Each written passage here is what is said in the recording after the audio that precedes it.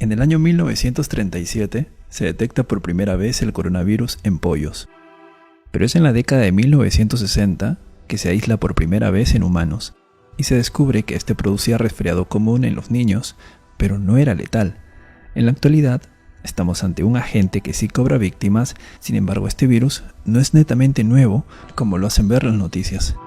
Es así que el día de hoy te contaré la historia cronológica de este patógeno y cómo es que se volvió bastante agresivo. Para las personas que nacieron en el año 90-94, probablemente recordarán ciertos eventos que explicaré en un momento. En la década de 1960, específicamente en el año 1962, Dorothy Hamre y John Prochnow, del Departamento de Medicina de la Universidad de Chicago, encontraron el coronavirus. ¿Y cómo lo hallaron? Resulta que era invierno y para esa fecha habían estudiantes de medicina enfermos. Es así que en el laboratorio estos estaban estudiando los efectos de los virus en los órganos. Para ese tiempo el virus más conocido o más común en producir resfrío era el rinovirus. Es así que tomando un poco de células de las fosas nasales de estos pacientes que estaban enfermos y a su vez inoculando estos en un pedacito de riñón humano, observaban cómo habían ciertos patrones de inflamación. La sorpresa ocurrió cuando en el invierno de 1962, al obtener las muestras de estos alumnos de medicina e inocularlas en el riñón de prueba, encontraron que la inflamación era diferente que el del rinovirus. Con eso ya había indicios de que un nuevo virus se había detectado. No se sabía el nombre, no se sabía lo que era, pero era algo del tracto respiratorio y se podía transmitir de humano a humano. Tras este hallazgo, en el año 1967, Almeida y Tyrrell logran tomarle foto con el microscopio electrónico. De esa forma se descubre por primera vez su estructura de corona. Lo que están viendo son las primeras fotos del coronavirus, que hasta ese momento no tenía nombre. Cabe resaltar que los microscopios convencionales no tienen la capacidad para ver el virus. En cambio, los electrónicos o microscopios de electrones sí los tienen. Bien, siguiendo con la historia, una vez descubierto el virus y con el pasar de los años, se identifican otros grupos de este virus. El gamma coronavirus, que ataca a aves grandes, mamíferos y marinos. El delta coronavirus, que solo ataca a aves. Y los más importantes, el alfa y beta coronavirus, que atacan ganado bovino, porcino, animales de compañía, murciélagos y, sobre todo, al ser humano. ¿Y cuál es el agente causal del que se habla en las noticias? Pues nada más y nada menos que el beta coronavirus, que como les había dicho, hace años no daba problema alguno, ya que era un resfriado común. Sin embargo, en este nuevo milenio, las cosas han cambiado totalmente. Es así que en el año 2002, como algunos recordarán, informaban mucho en las noticias sobre el fallecimiento de personas por neumonía atípica. Resulta que en ese año China afrontaba el surgimiento de una nueva neumonía, más potente, más letal. El origen de este evento fue Cantón, China, año 2002. Las personas infectadas fueron 8.098, de los cuales fallecieron el 9.5%. Sin embargo, el brote cerró en el 2004, cuando se pudo controlar la enfermedad. Muchos se preguntarán, ¿y por qué no fallecieron todos? La respuesta es simple, y es que depende mucho del sistema inmunológico de cada persona. El grupo de riesgo o los que llevan la peor parte son los diabéticos, ancianos, niños, personas con defensas bajas y enfermedades crónicas. Otra pregunta que se hace es, ¿y qué es una neumonía típica? Para comprender qué es una neumonía típica, primero hay que saber qué es la neumonía.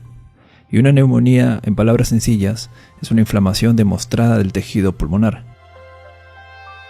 Es decir, una persona que tiene fiebre, tos con expectoraciones, a las justas puede hablar, tiene escalofríos, le duelen las costillas y respira rápidamente. Este es un cuadro típico o común de una neumonía por infección bacteriana, por ejemplo. Sin embargo, en el 2002 ese coronavirus producía síndrome respiratorio agudo severo, que en otras palabras serían los mismos síntomas que les acabo de comentar, pero que se da de manera más rápida. Y la persona se asfixia, no puede respirar, además se le suma dolores musculares y fiebres muy altas. Esto fue lo que salía en las noticias ahí por el año 2002-2003. Felizmente pudieron controlarlo, es decir, aislaron a las personas enfermas para que no contagien y les daban tratamiento esperando que se sanen. Sin embargo, hubo como 800 fallecidos. Bien, el siguiente evento ocurre en el 2012 y hasta el día de hoy sigue activo. Se trata del mismo virus, el beta coronavirus, pero esta vez en el Medio Oriente. Por tal razón, el diagnóstico es síndrome respiratorio severo asociado a Oriente Medio o Medio Oriente, que es la misma enfermedad que ocurrió en China en el 2002, solo que esta vez el lugar de origen fue Arabia Saudí, por la misma neumonía típica. Lo que sucede es que en este país no hay un control tan estricto como el que hizo China. Y los medios de comunicación, pues, ni lo han hecho notar, ¿no? Con esto ya tenemos la información de que el virus siempre ha estado, solo que produce una neumonía muy potente y si uno tiene defensas bajas corre mucho riesgo. Pasemos ahora a la parte final, el coronavirus actual. ¿Qué ha sucedido? En primer lugar, se sabe que el virus es del mismo género, o sea, el beta coronavirus. Sin embargo, este ha mutado. Por tal razón es llamado nCoV 2019, es decir, novel o nuevo coronavirus, y entraría a tallar como una enfermedad reemergente. Para que se pueda entender, es como si de repente apareciera el primo del VIH, y ya no solo te baja las defensas, sino ahora te deja calvo, algo así. Por tal razón las autoridades se alarman y tienen que poner en cuarentena a las personas y es necesario crear un ambiente especial. Por tanto, es digno de admirar la labor que está haciendo China para controlar la enfermedad. Algunas personas se preguntan, ¿cómo es que aparecen los virus? La respuesta es simple, y es que el 75% de las enfermedades emergentes o nuevas son una zoonosis, es decir, la transmiten los animales. Por ejemplo, lo más aceptado del VIH es que el virus de inmunodeficiencia del simio fue transmitido al ser humano,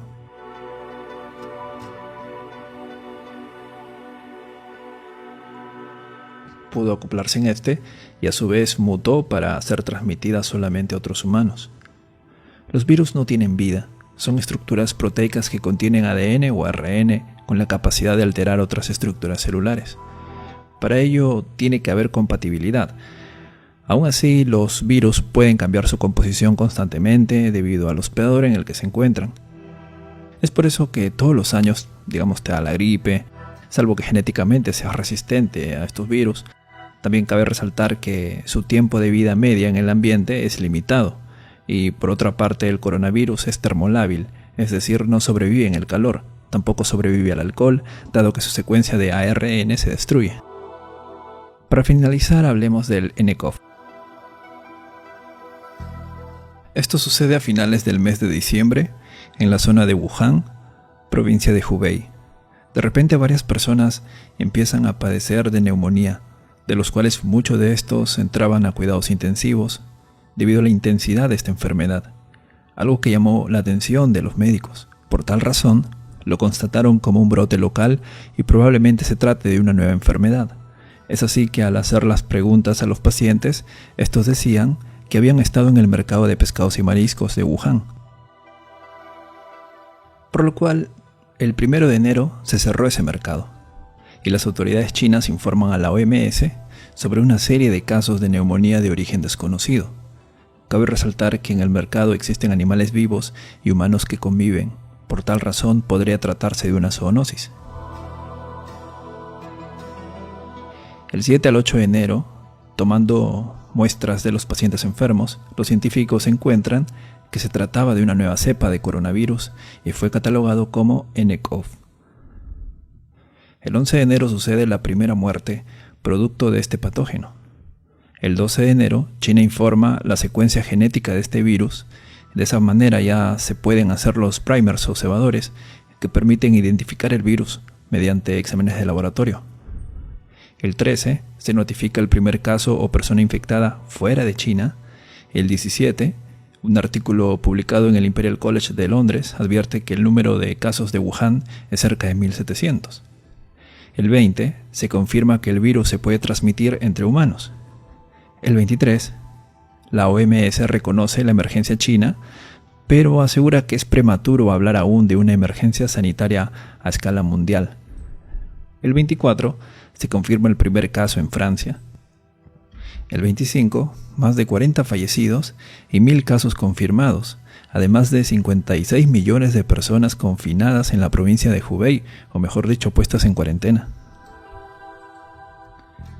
El 28, varios países organizan la repatriación de sus ciudadanos a China. Asimismo, el país solicita que los traigan de vuelta, dado que son 5 millones de personas que salieron de Wuhan antes de que la ciudad se haya declarado en cuarentena, y por tal razón hay preocupación de que pueden ser posibles portadores del coronavirus. Lo que sucede es que algunas de estas personas viajaron por vacaciones de Año Nuevo lunar y otros huyendo de la epidemia. De hecho, gran parte del segundo grupo abandonó la capital de la provincia de Hubei y se dirigió a ciudades vecinas. Aunque el Estado moviliza grandes lotes de materiales y suministros médicos hacia Hubei, las autoridades locales advirtieron que había un gran déficit de estos productos por la cantidad de enfermos que surgen a diario. Ahí salen las noticias de esto del hospital construido en 10 días, por ejemplo. El 29 de enero se confirma que la epidemia, o pandemia ya en este caso, supera la cantidad de casos registrados durante la epidemia del 2003, que fueron cerca de 8.000 personas. Actualmente ya vamos cerca de 10.000.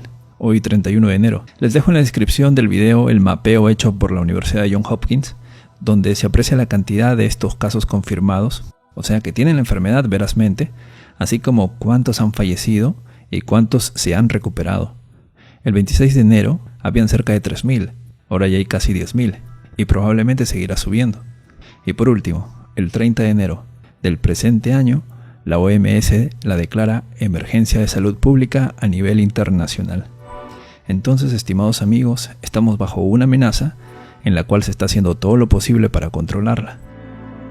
Lo mejor que se puede hacer es alimentarse bien para aumentar las defensas y evitar en lo posible contacto con personas con problemas respiratorios y que hayan venido de Asia.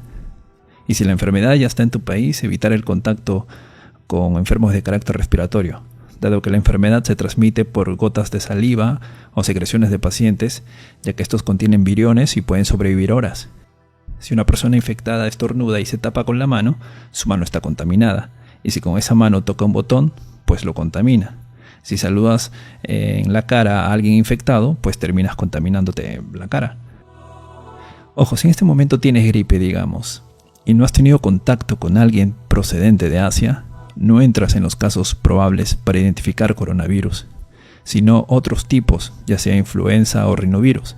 Si vas al hospital a solicitar que te detecten coronavirus, es por las puras, porque lo que se espera son pacientes que vengan de Asia, porque serían los casos sospechosos. Espero que se entienda, y que hayan comprendido algo más con respecto a esta enfermedad. Mientras haya un control riguroso en cada país, la enfermedad no avanzará. Y aún así, quienes están en riesgo son los niños, ancianos, personas con defensas bajas. Por eso hay que aumentar las defensas y a cuidarse. Nos vemos.